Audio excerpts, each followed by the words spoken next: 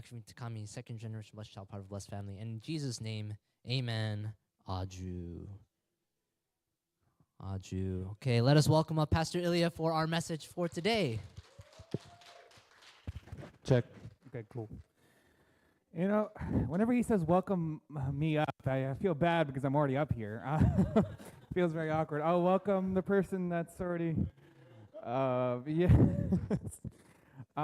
So today, actually, I want to apologize. I think the email, we didn't communicate it properly. I think the email said it was about the Holy Spirit, but actually I'm talking about cutting the dove today. So that's actually my topic. But before that, my name is Pastor Ilya, Ilya Hack. I am co-pastor alongside my wife, and we have a third one in the other room as our little baby. And I want to start with a funny story. Have you ever guys watched, I've learned this as being a new parent. You guys ever watch those movies where you watch those movies where there's hey, what's going on? I'm the bad guy. Okay, here we go. Room, and then the guy is just sneaking around trying to avoid the guy. I watched him this week, and I was like, that's not possible. Without making one single sound. Thinking that because I try to walk around with the baby sleeping, and right there's yeah, it's just a movie, but it's funny because it's like there's no way that that person creaked around the place without making a creak that the person knew about. But anyway, I think I'm gonna switch to. Is the mic up here? I think this is also what's messing up with the reception. No, it's off though. This one's off. You have the other one? Is it behind the what? Oh, it should be okay. It's over there. Can you hear me? Where's your mic? Is that one right there? Okay. If you want us to have new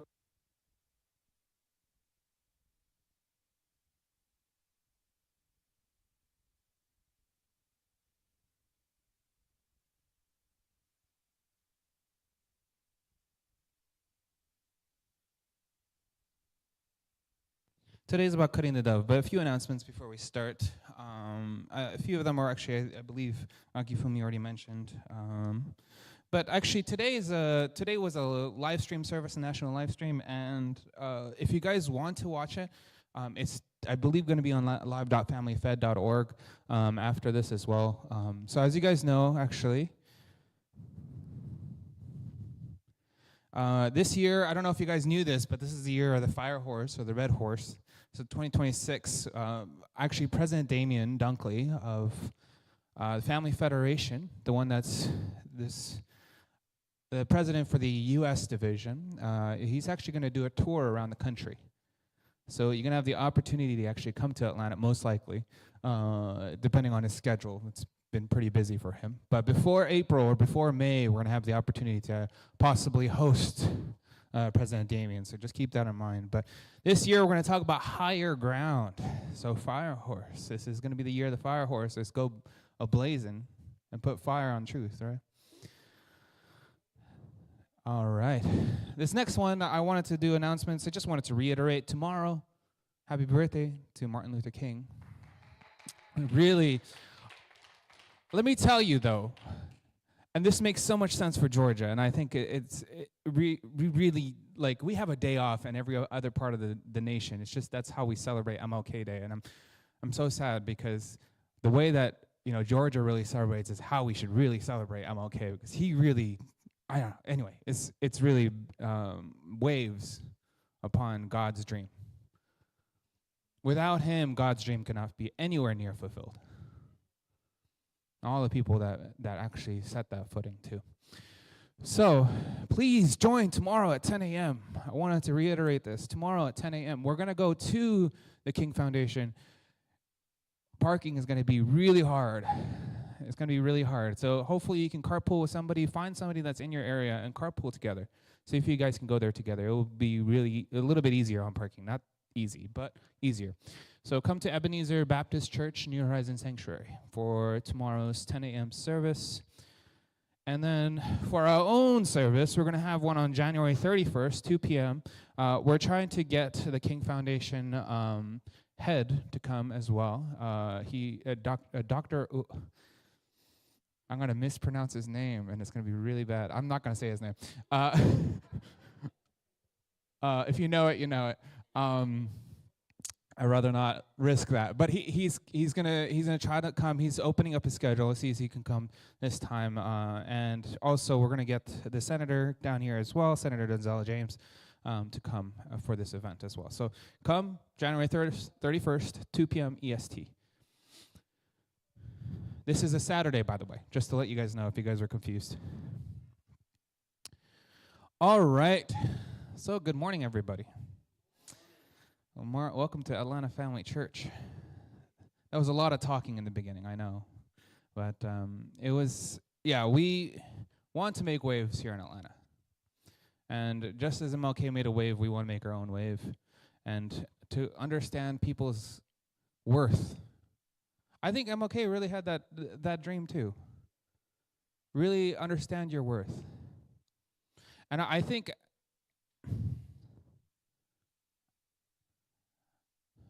I can't begin to explain how much he really did, and obviously for the black community especially, he really made waves on the value of a person, on the value of every person. That because of that, around the world there is racism, but there is no country that legally allows slavery. People are starting to open up. And actually starting to realize how much we're a part of the same family. That's the honest truth. Because of people making the dream happen, making the waves. So today, we want you to think about making the waves. Don't believe that it's not possible. Because God's got your back. God's got MLK's back. He was a pastor. I didn't know if you knew that. Right? God's got your back. Don't believe it's not true. Believe it can happen. Believe we can change Atlanta. Don't believe it's like a random excessive dream. Believe it can happen. But today, actually, I want to help you guys understand how we can make it happen. We have to cut the dove. Who knows the phrase, cut the dove? We love this phrase at our Family Federation church, Family Federation movement. Who knows the phrase, cut the dove? You don't have to explain it. Just if you know the phrase, cut the dove, is fine. Right. Cutting the dove. It has obviously to do, cutting the dove. So it has something to do with Abraham's story of how he actually was given the task by God, right? But before that point, really, this is the time of, what's today? January what?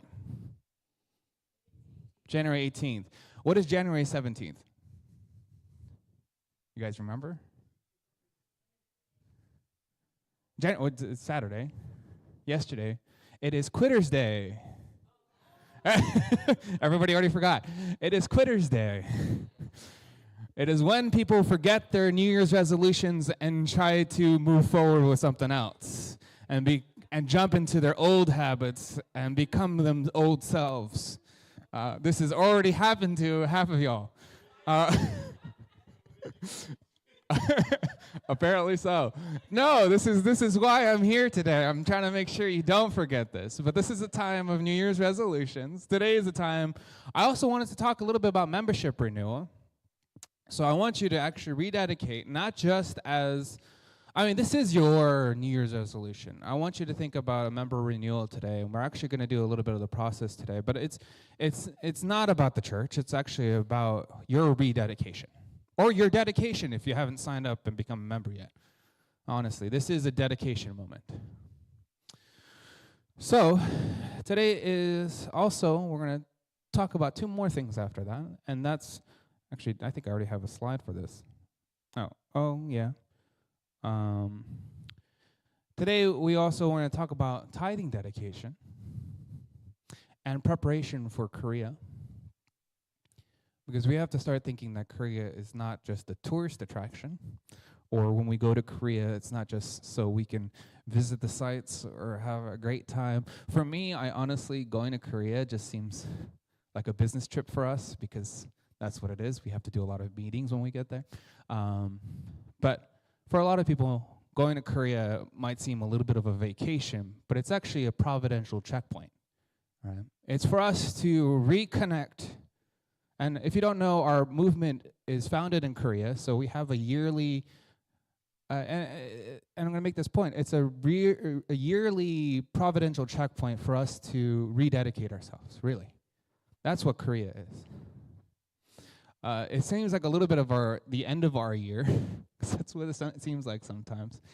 Last year, we ended really on fire. I think we did really well last year. We have gained about 60 members at the end of before April last year. I was like, wow. And then after that, we started to slow down a little bit.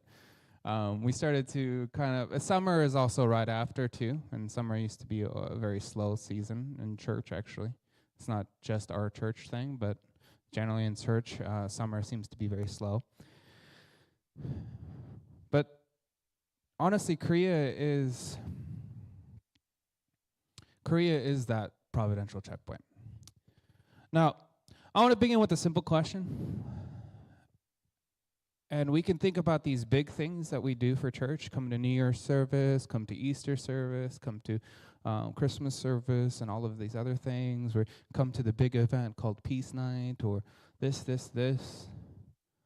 But sometimes we have to think about, we can make the big sacrifices for God. Maybe we can make the big steps for God. Yet, sometimes we stumble over something so small, right? We can go to these public events, we can serve publicly and travel far sometimes, and some of us don't travel so much, but we make a big step forward in some ways or another. But sometimes we struggle with prayer or offering or daily faith. To actually answer this, we have to go to Abraham's story. We have to look at Abraham's story. And at this time, if you want to be technical, his name was not Abraham yet, but Abram was his original name. As we know, God changes your name to give you a different providential move forward. But at the point of this story, his name was Abram. But let's look at Abram's story. We're going to look at Abraham's story. We're going to look at the biblical patterns. And it's not just about Abraham's story. It's about more than that, right? We're going to look at the divine principles perspective. That is the book that Reverend and Mrs. Moon have been fighting for. And we're going to look at your vision for 2026 again. As you guys see, it's not, we already forgot about Quitter's Day. So it's a constant for me to remind about the year resolutions. And they can change over this month. If they become more refined, God is telling you more stuff, that's okay. It's not like you have to be strict to your vision that you had this year. If you feel like God is guiding you somewhere else, then that's really what we have to talk about too. But yeah, let's look at Abram's story. I was going to say Abraham again, but let's look at Abram's story. You guys know Abram's story? You do? Okay, it's good. So in Genesis 15, God calls, and Scripture records God's instructions. Bring me a heifer, a goat, and a ram, each 3 years old, along with a dove and a young pigeon. Genesis 15:9. Abram, say again, same as Abraham. Abram brought all these to him, cut them in two, arranged the halves opposite each other. The birds, however, he didn't cut in half. Imagine cutting a heifer. Oh, sorry, we don't use the word heifer anymore. Imagine cutting a goat and a ram. A full goat, by the way. A full goat and a ram. I'll ignore the heifer is like a cow, right? Right, yeah. Sorry. But, we don't really use the word heifer anymore. But imagine bringing a cow, imagine bringing a goat and a ram, cutting them in half. Imagine cutting them in half. I don't know if you try to cut through a chicken bone. That's hard on its own. Try cutting through a heifer, a goat, and a ram. Try doing that. Is that the easiest thing to do in the world? That's a big offering. Oh, it's ginormous.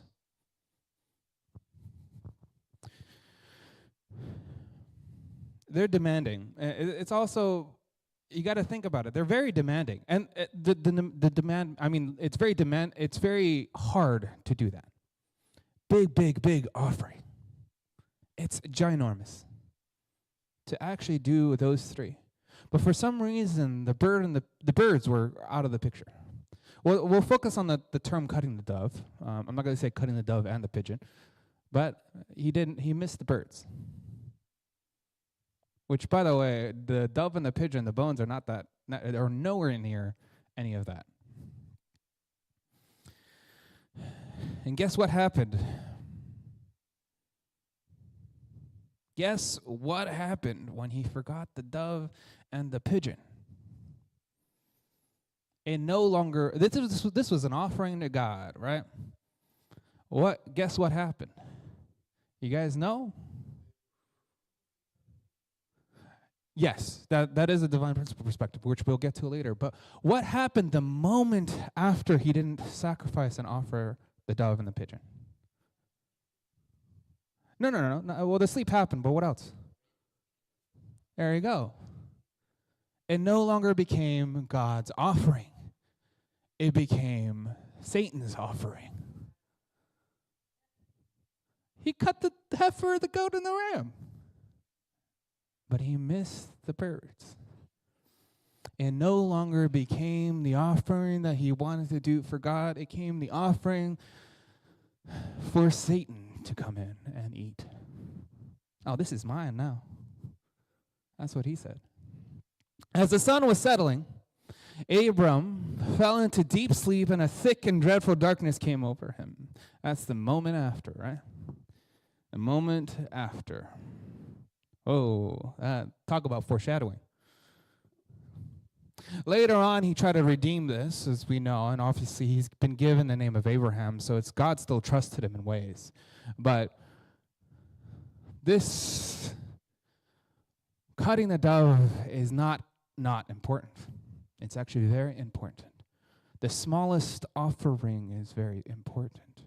You can come to New Year's service, you can come to these big events and different things, but if there isn't daily, consistent, small offerings, small steps that you're taking, it's not an offering for God. It might be an offering for Satan.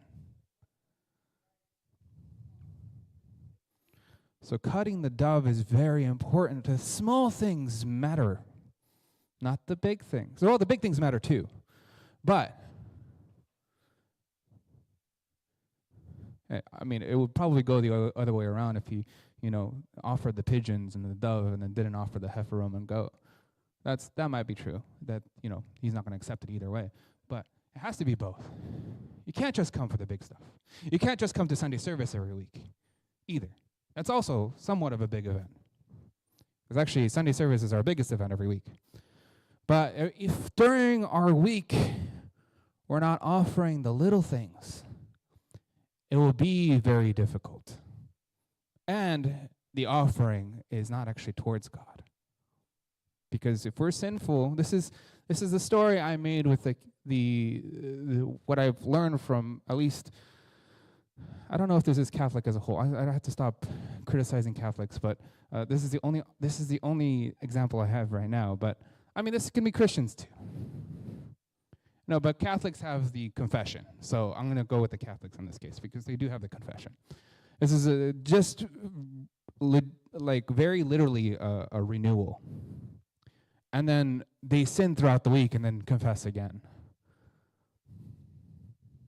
Right? As long as they confess, they're fine. They can go to the bar across the street, though, and then as long as they offer it up, they're fine. No, that's not. Yes, God forgives. But you're making these offerings, you're making these not daily devotions. You're making these weekly devotions coming to Sunday service, but throughout the week you're trying to do other things. You're trying to do stuff that are maybe more sinful. That's not that. Then we're not really offering it to God. And now, I think I'm looking at a whole group of people that are not sinful on the off week. So I'm not going to point that out. But the fact is that sometimes we have to look at also being, a sin is also to be, you're missing those daily devotions in a way of sloth and, I don't remember the other term, sloth, right? But we have to think about these. It's not about the big it's not about the big offerings that you can make, and please make the big offerings, make the coming to Sunday service. But these offerings, let's look at the divine principle. So this is a book that we've been, and this is for people that are new, but this is a book that it's like, it's not a modification of the Bible. Some people think it is. It's not. That's not what the case is. It's just notes on the Bible. It's extra notes. We have extra notes on the Bible. And if you're interested, we can jump into more depth with these. Actually, we're going to have a little bit of a session after Sunday service. But yes, this principle is very clear. If we're going to understand the divine principles of the Bible and divine principles of how God works, when you cut the dove or you want to make these offerings, why? And I'm going to clearly cut away from Satan, because my attachment, I do have my foot in Satan's door. I need to get away from that. Leaving part uncut creates ambiguity, and ambiguity allows Satan to invade.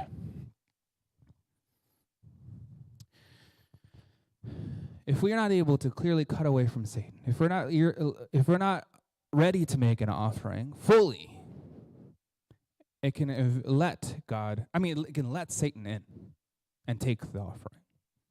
That's the truth. Now,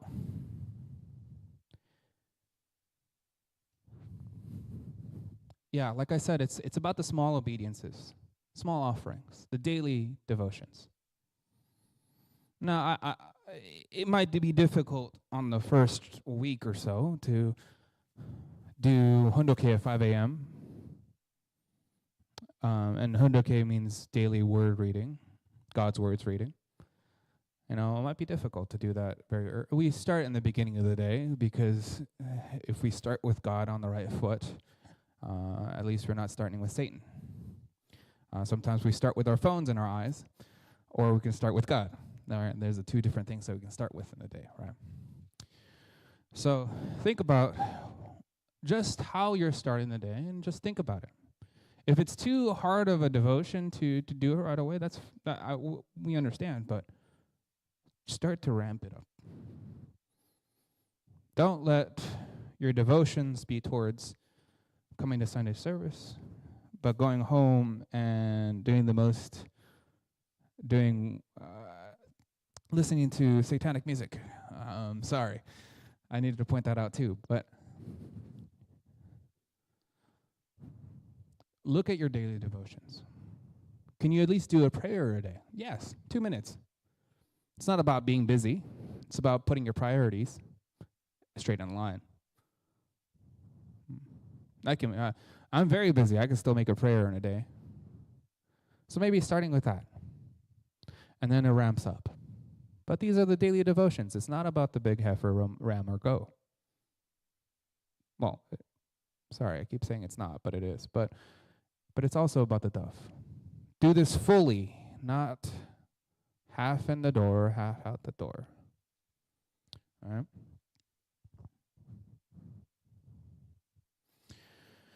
What we do not protect for God, Satan does not ignore.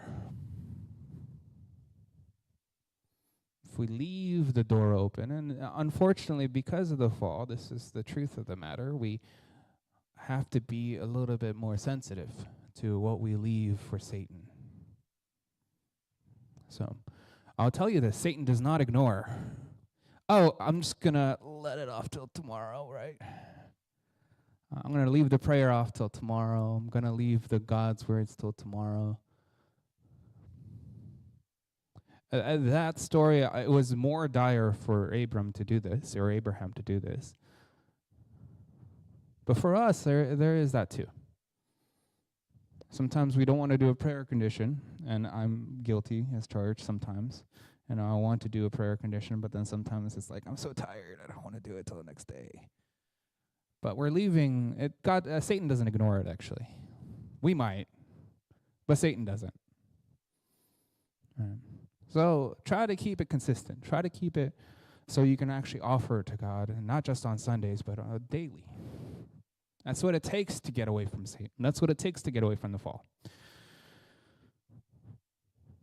And so, this is kind of hard to see, but if you guys have a little bit of, if it's taking a little bit hard to follow what topic we're talking about, it's going to be on the bottom left for the sermon, so cut the dove, and bottom right for, I hope to do this in the future as well, don't forget, New Year's resolutions. I won't quit after 2 weeks, I swear.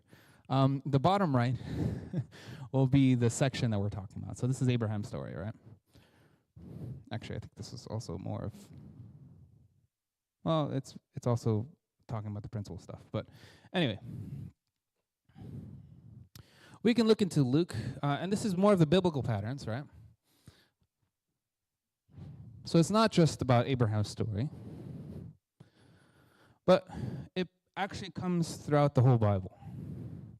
So let's look at Luke 16, 10 through 12. Whoever can be trusted with very little can also be trusted with much, and whoever is dishonest with very little will also be dishonest with much. So if you have not been trustworthy in handling worldly wealth, who will trust you with true riches? And if you have not been trustworthy with someone else's property, who will give you property of your own? This might be for the renters out there.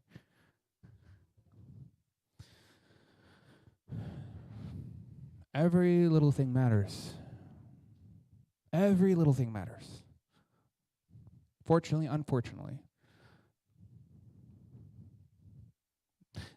This can take time. But I want you to start thinking about the little things, not the big things. Come to Sunday service, yes. You're already doing that. Good job. Now we can start to think about the small stuff too, at home. Sorry, I don't mean to be patronizing with the good job thing. It just comes out of my mouth.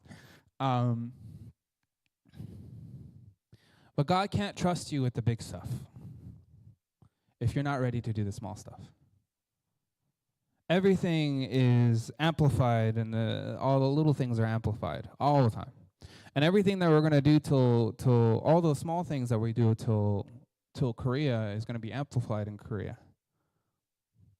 I trust you. If you have a good mentality, and you have a good daily devotion, or if you have a good way of actually cutting the dove and actually doing these offerings consistently, Korea will be a spiritual trip. Absolutely, not just because it is obviously a spiritual environment, but you're going to be amplified. And even if you don't go to Korea, you're going to feel it here.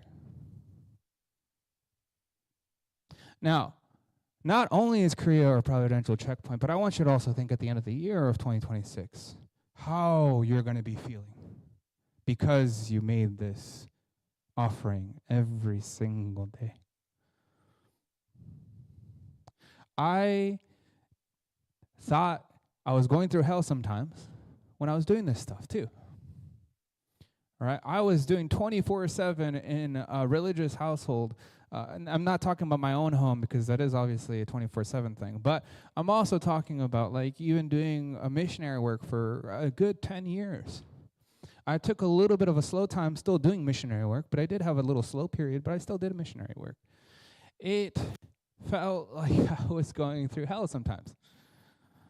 It was a lot of devotion. When we started, it was 6 a.m. wake up every single day. Every single day for 6 years straight. And I think Sunday was our Sabbath, so thankfully they gave us a little bit of a break on Sunday. But it was we still had God's words from Sunday service anyway, so not really a break. But it felt hard, but I felt it at the end of it. At the end of my 5 years, I felt a little bit lighter and closer to God. And every time I go to Korea, I can feel the spiritual environment because I made that devotion. So it is sometimes going to be hard to do the daily devotions. You don't have to wake up at 6. I can't do that no more. And I think we really need to do that in the beginning of our movement. We need to do 5. That's if you're starting a movement, if you're starting a spiritual enlightenment and all of that stuff, it has to be done at 5 o'clock. All that stuff. Maybe if you're changing your own lineage and making a difference for your own family, then yeah, maybe you have to start thinking about that. But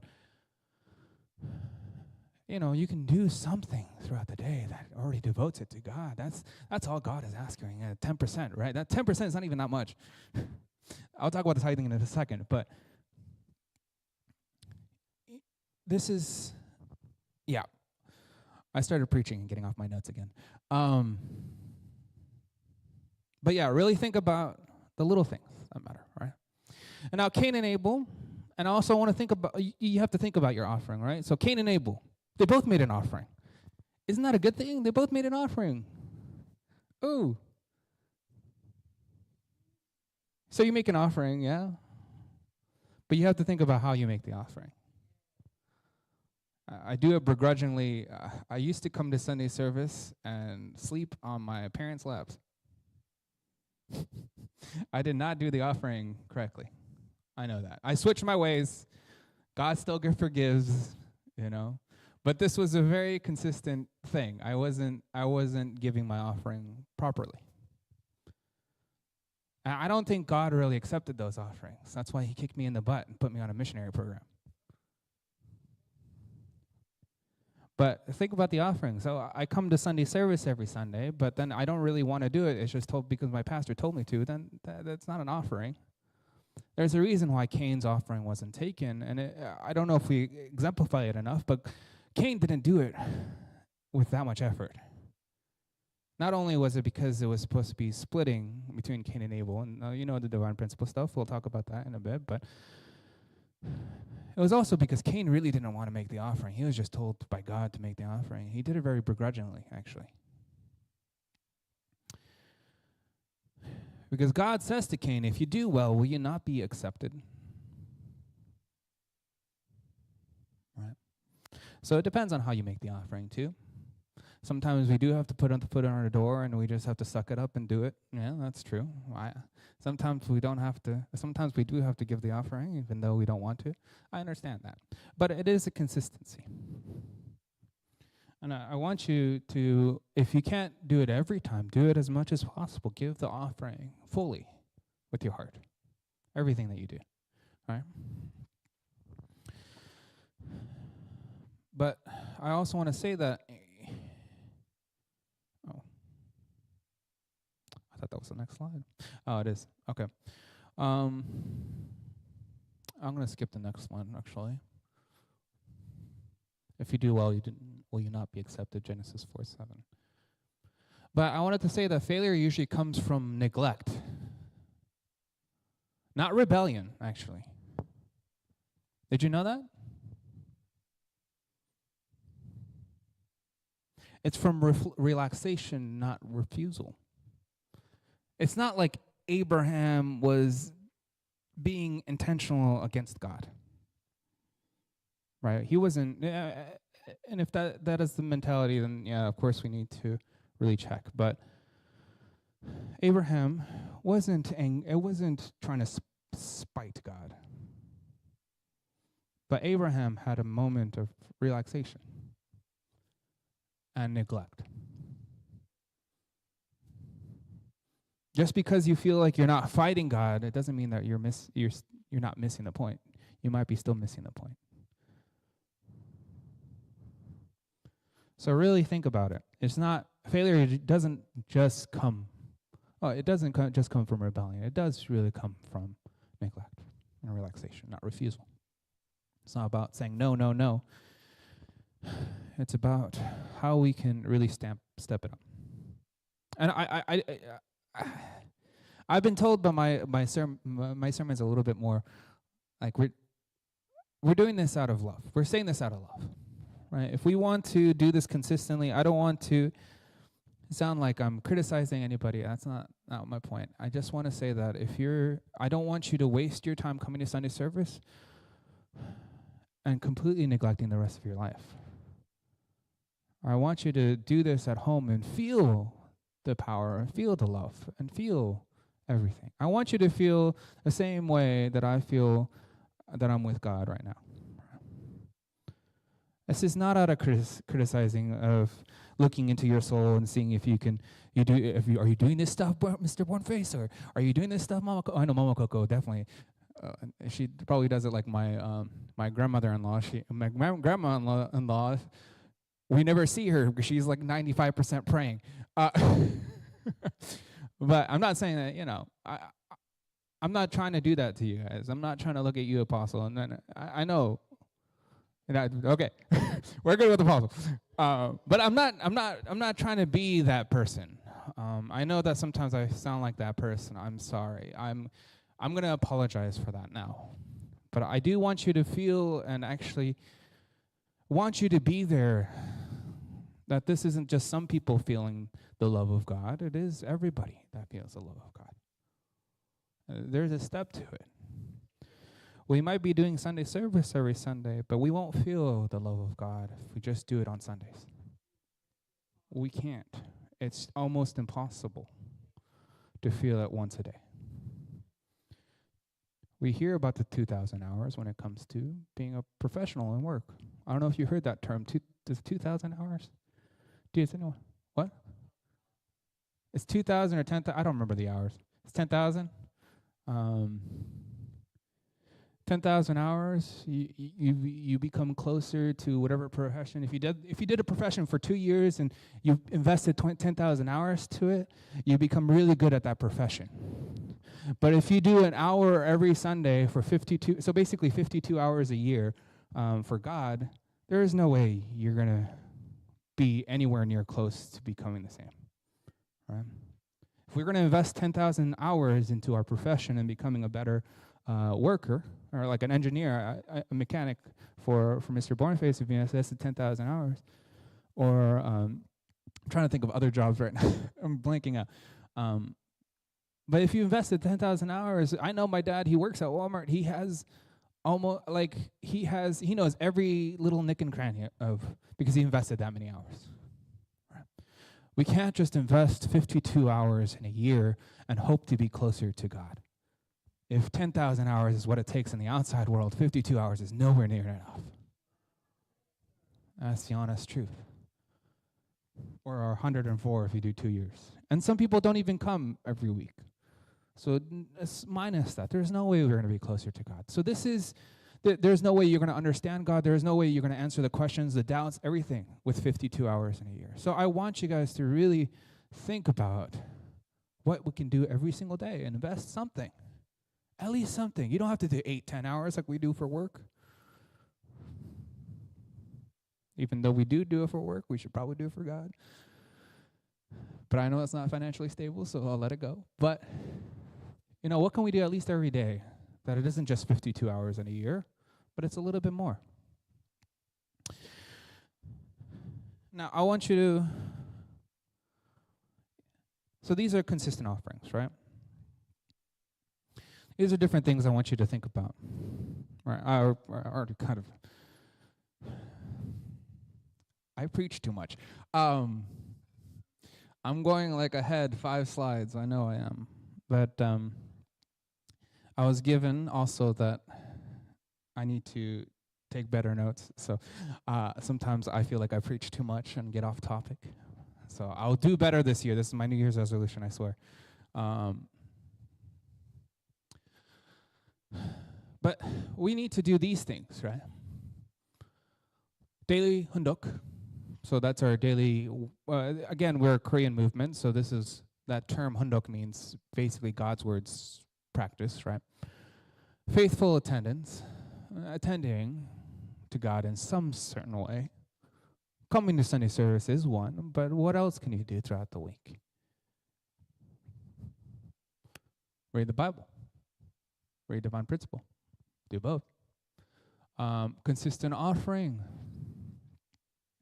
Not just the weekly offering, not just the yearly offering if you just come for the Christmas service or the New Year's service. I should have said this last week. I feel like last week I would have found some people that just come for New Year's. But anyway, respect for vows and membership. So the membership, the reason we talk about membership and we want to talk about it today is because it is a dedication. It's a rededication for some of you. If you guys already signed up, perfect. And this is a rededication moment. But this is also why on the actual thing, we're talking about how you can dedicate yourself to doing a better connection to God. And it's not just about what you said on your New Year's resolutions, but officially, this is what membership is for.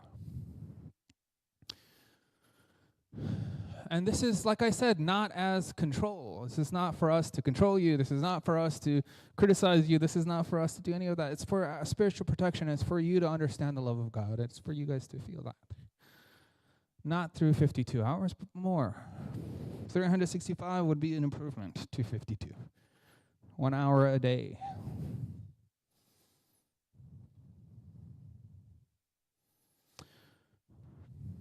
Because if you want to make a New Year's resolution, I want to tell you it doesn't start with ambition. As we know, if you put fuel on a fire, once the fuel runs out, the fire disappears. So New Year's resolution, it will not be completed. Not just by ambition alone. That's why it's Quitter's Day yesterday. Because people lit a fire with the fuel, butane or whatever it is, and then let it run out. Because there was no daily connection. It doesn't start, New Year's resolutions doesn't start by beginning with ambition. It begins with faithfulness. It begins with connection and actual consistency. And I don't want you to there's a thing, and I completely understand. Are we doing the right thing? Is doing good does anything in this world? I don't want you to be worried about that. Do not be deceived. God cannot be mocked. A man reaps what he sows. Whoever sows to please their flesh, from the flesh will reap destruction. Whoever sows to please the Spirit, from the Spirit will reap eternal life. Let us not become weary in doing good. Don't be weary of doing good. I don't want you to be scared of doing good or doing the right thing. Of just devoting an hour a day. I don't want you to be weary of that. For at the proper time we will reap a harvest if we do not give up. We will reap a harvest. This can also mean do not give up on helping your families. Do not give up on someone that is faithless in your family.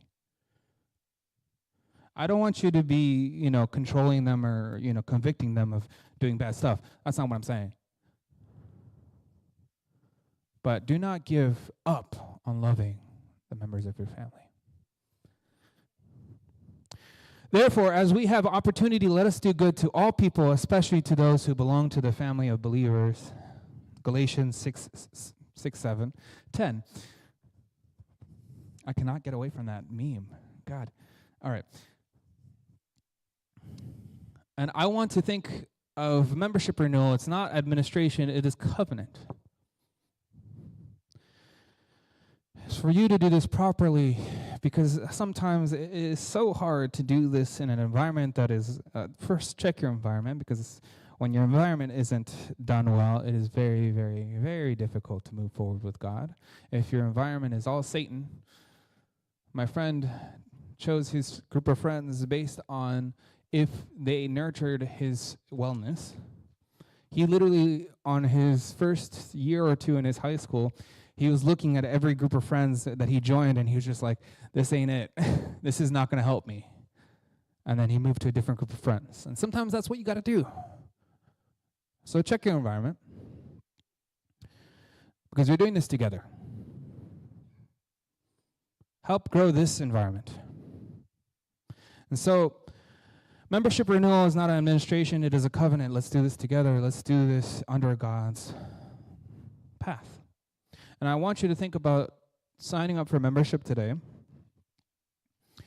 to tell God that you still choose this path, to tell God you still stand in the providence, and you still take responsibility. And you're still cutting the dove on the off week. So this should be your Vision 2026. As you can see in the bottom right corner, this is our Vision 2026. This should be part of your vision, not the church's Vision 2026, but your Vision 2026. To dedicate. If you haven't chosen us, hello, nice to meet you. We're the Atlanta Family Church. We'd love for you to come into our family. But this is cutting the dove also. Like I said, the big and the small, this is the heifer, guys. The membership is the heifer, the word that we don't use ever anymore anyway. We don't use the word heifer anymore.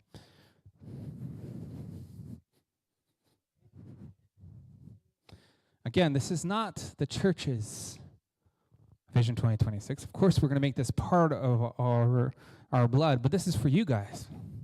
This is for you guys. This is your Vision 2026. Now, the other one is a little bit of a harder topic. But tithing is tithing shouldn't be the biggest thing that you offer. It shouldn't be the gram or the goat or the heifer. It's actually a very consistent, very precise. 10%. It's actually a number, very clearly too. And so I want you guys to think about this year, to dedicate a number a month. I've seen on our tithing reports, a person donated $5 for the whole year. I want you to dedicate something a little bit longer, a little bit more, just a month, per month. Because in this story of Malachi, bring the whole tithe into the storehouse. I don't know if you know this, but earlier in this, I should have put it on here actually, but earlier in the Bible verse, Malachi was talking about how we're robbing God. We're robbing God. God gives you everything. But if it doesn't go to tithe, or at least some of it, he only asks for 10%. He gives you 90% of his love and dedication. Or he gives you 100% of his love and dedication. But he just asks for 10. That's all we have to do. Just a small offering. And I want to make, for us to even make a tithing declaration, and I'm not going to say the number here but me and my wife are making a tithe declaration at home of how much we're going to donate a month. And it's not going to be little. But we understand, sometimes we feel like it's our precious money. We work hard. I understand.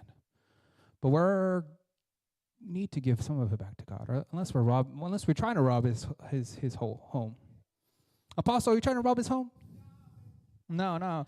She gives 90% of her paycheck, right? Okay. Not gonna stick 9 in there. That's too much. But this can be,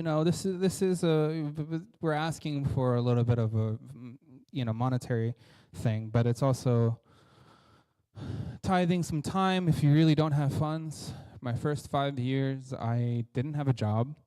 I actually still paid rent during that time, my first 5 years of doing mission. So I actually paid them, which I guess is a tithe in a way. But of course, I couldn't offer any money because I didn't have a job. I knew that.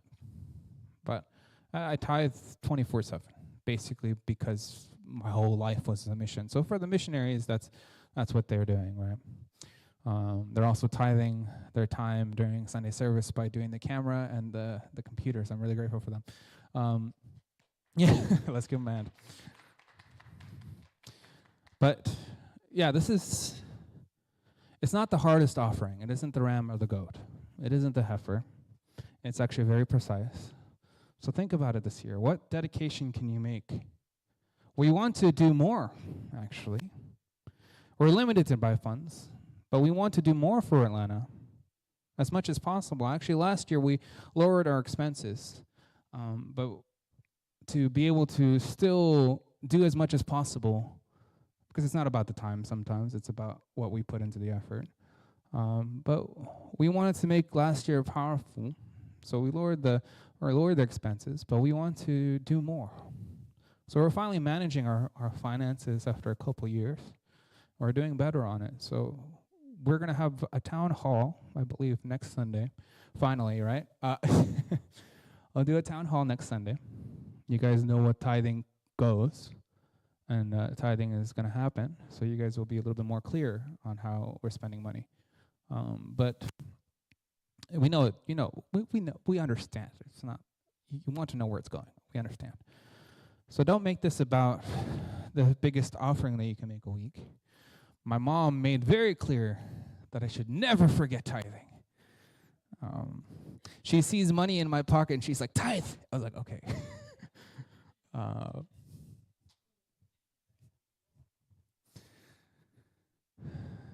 So, yeah, think about it. Think about what you can dedicate. All right, I'm preaching again.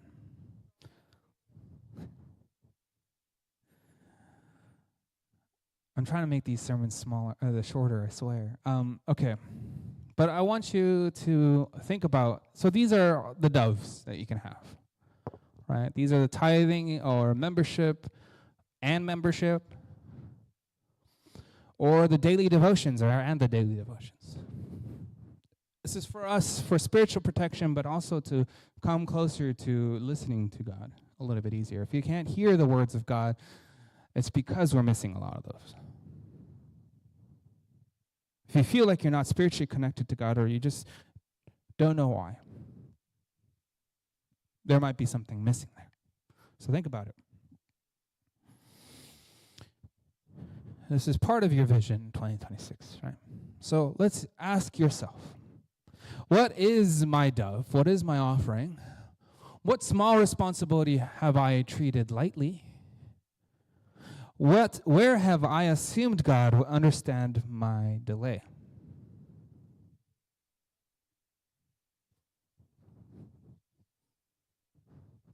Maybe the delay. You have to think about the delay. This is for us, not as condemnation. This is restoration, right? Because as we learn from Abraham's story, as we learn from I'm just going to say Abraham because he's turned into Abraham later. What we learned from Abraham's story, it isn't about the biggest donations. It is not decided by the offering that costs us the most, but by the one we think costs us nothing. Let us offer it fully, let us guard it carefully, and let us give it to God.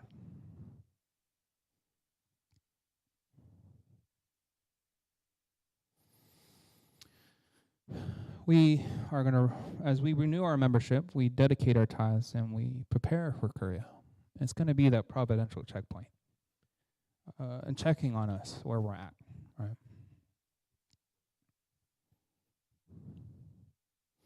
Yeah, sometimes we make the New Year's as a check at where we're at, but I want you to also think about, Korea being a check at where we're at. So let's have a revival this year. Let's have a revival this year. 2025 was hard. Actually, it wasn't just for us. A lot of other churches were having a hard time in 2025 for some reason. I think we were blown out in the beginning of 2025, and after April, we kind of died down a little bit, unfortunately. I think that's what happened to a lot of our other churches too. But we're international, we're national as well. So we do checkups with each church here in the States, or at least the big churches in the States. So this is where the information is coming from. But we can't. Technically it's statistically proven, right? And so maybe I'm also not worried too much about before Korea. I think we can rededicate ourselves. It's right after New Year's. We have resolutions, and then it's up to April, and then we're on fire. We can get 60 more members, and everybody's like, yay. I want you to think about the whole year, and trying to have a revival, and actually doing this consistently, and not just about the big events, but also about the little ones. So this is this is the term of cutting the dove. If you didn't know why we talk about it, that's why we talk about it. Cutting the dove isn't about the biggest things. God will always accept the biggest things, but we have to think about the little things too. What are little devotions that we take? It can't be 52 hours a day. 52 hours a day. 52 hours a year. Or 104 in 2. Or 5 in 1 year by going to church once. It has to be more. Well, knowing our sermons, sometimes you can double that because we do long sermons sometimes, but you get my point. So see what you want to do. What is your dove? What have you been taking too lightly? What can you do from this point forward to make 2026 worth it? It might be painful. It might be hard because imagine cutting a dove every single day. That's going to be very difficult. But what you reap, what you sow. You will see what it'll take. And God can trust you with a lot more. And he can trust you with a beautiful life as well, actually. The more that you can do this consistently, if you take the little ones, if you're going to do the little things very easily, the big things come very naturally. If I can't manage my apartment, or we have a house, but if I can't manage my apartment, God can't give me a house. If I can't manage my house, I'm not. If I can't manage my marriage, I can't manage my family. Harsh, I know. I'm sorry, but that's the truth. I mean, all the married people know that once you have kids, it amplifies all the problems, everything. So if you can't manage the little things, God can't give you the big things at all. Not even one thing. He can't.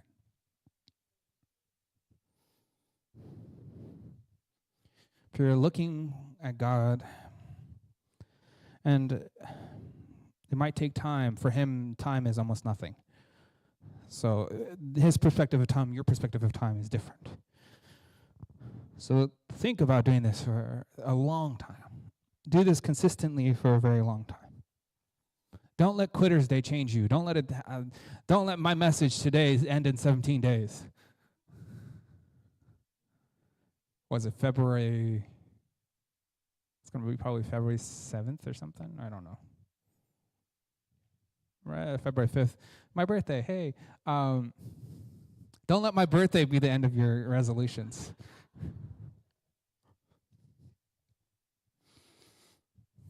Or our anniversary. Our anniversary is February 7th, actually. But anyway, let it be let it continue. Because if you don't do this consistently, it will end in 17 days. I was talking about my New Year's resolution as doing, a workout and stuff. I realized if I stop doing it for a day, it's very hard to get back. You need a rest day, but that's not the point, all right? But it's so hard to get back to stuff if you don't work out. Think about it that way. If you don't work out your spiritual or your heart, it's going to be very hard to get back to it. You track yourself. Of course, if you're tracking yourself to church, that's why, because it's very hard to get back to it, because you haven't stretched. If you did this every day, coming to church is nothing. It doesn't matter if it's 40 minutes or an hour, because you already stretched that muscle throughout the week. You're like, hallelujah, this is just another day. But sometimes you're tracking yourself to church because of that, because you haven't actually stretched it. We have this stuff this is why the secular world is winning, or Satan's winning, because they have all of these standards. They have standards, by the way, of doing this every day, of being sinful every day, of choosing the wrong thing every day, and then they can stretch it. And sometimes when we're in God's people or God's home, we don't stretch nothing. So think about coming home, doing it. Again, a spiritual protection, guys. I know I know young adults sometimes feel like this is this is criticism, but I want you to guys think about this as spiritual protection, as love from God. I cannot feel the love of God if I only do it once a week. I can't. It's so hard. If I had this, how would I give a Sunday sermon if I didn't dedicate it throughout the week? If I can't handle a daily devotion, how can I give a sermon? I can't.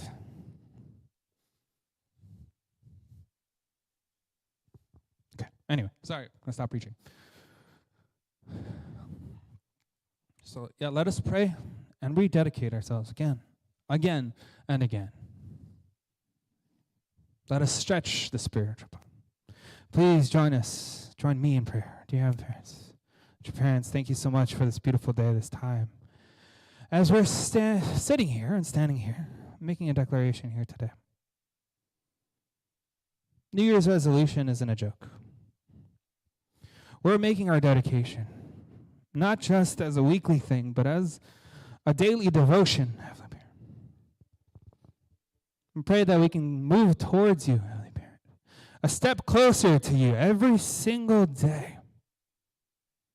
As we learn your principles, as we learn your words, we can finally be close to you, Heavenly Parent. We've missed the boat. We've missed the help from you, Heavenly Parent, because we just can't take care of it. But we have a parent that we can be able to dedicate ourselves to take care of it from now on. It might be little every day, but we're going to eventually get there. Might take a moment. But Heavenly Parent, there's beauty that we can sow. And Heavenly Parent, that you can join us in this mission, in this dedication as we see Atlanta changed. We saw what MLK saw. MLK was doing a mission every single moment that he can, even if it definitely risked his life. But what is sowed was the beauty of Atlanta, the beauty of the people finally getting respect, beauty of everyone finally getting their value. That's what it takes. Sometimes we have to risk. Sometimes we have to keep fighting. We might be questioned. We might be questioning ourselves. Is this good thing going to do anything? Yes, it is. Because, Heavenly Parent, we're all part of your family.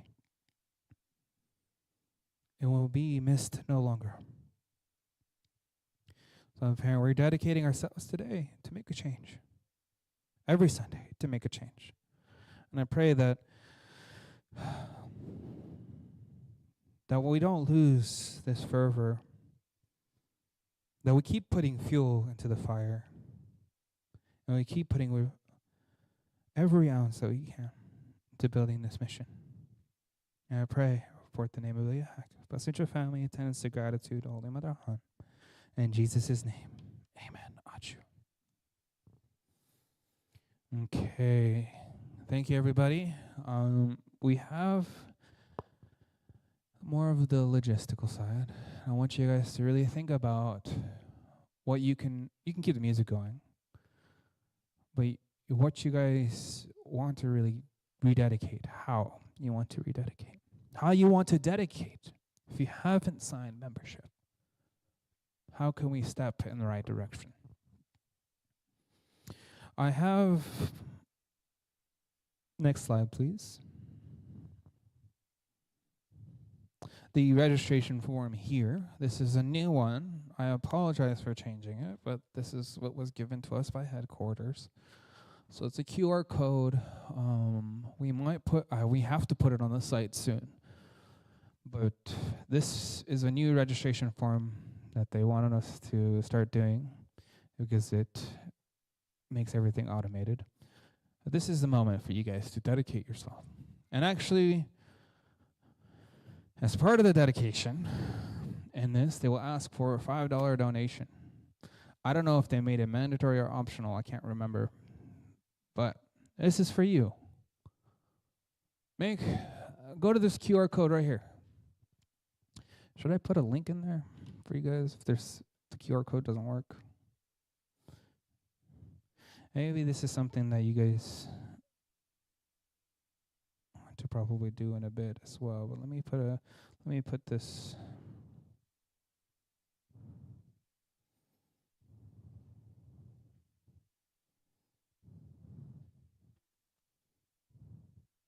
Sorry, everybody. Oh my God, that is a long link. Oh, not what I wanted to do. Sorry, everybody. QR code works, and if people don't know how to use a QR code, I'm still gonna do it. So give me a second.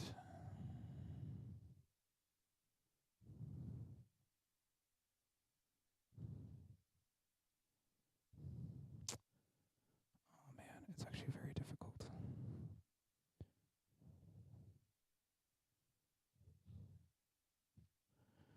If you want to copy and paste that, it's very long. Apologize for all the numbers and stuff. That's there though. Okay. Take a picture of it or whatever you want to do, and then you can be able to do this right now or in a moment. But this is for you guys. And for logistic purposes, please use your birth name. I know some people change their names in order for convenience. But if you have a birth name, please go with that, because I believe that's what will help our databases. But this is a dedication for you guys to make a new rededication, and for some of you guys to, I know some of you guys might have been here for 30 years, to actually finally sign up would be that too. Funny enough, I've seen some people on our database that are technically not a member because they've never signed and dedicated. But I want you guys to think as a spiritual protection. This is a spiritual protection. If, for example, this is, okay, there is a $5 donation, I believe, optional at the end. If anyone can tell me once they get there. I know people on their phones trying to dedicate now, but I'm not sure if it's optional or required. I didn't make this form, sorry.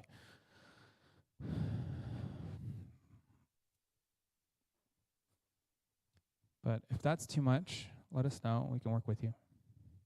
If it's suggested and it's not, if it's mandatory and you still want to dedicate, talk to us after. But let's make this happen, guys. Let's rededicate to become a member, rededicate to start tithing so we can move Atlanta. Dedicate every single day to making more than just 52 hours out of the year. But make this a true dedication. All right. So thank you, everybody. That is it for today. We're going to have our tithings and offerings now. So this is the time that you can start to make your own declaration and make a number. Maybe we should have a pledge card. But anyway, I want you to think about that number every month, how much you want to do. Maybe do it today, maybe do it next week, whenever the paycheck comes, whatever. But that's spiritual protection. I make it sound like it's like money, but it's not about the money. All right.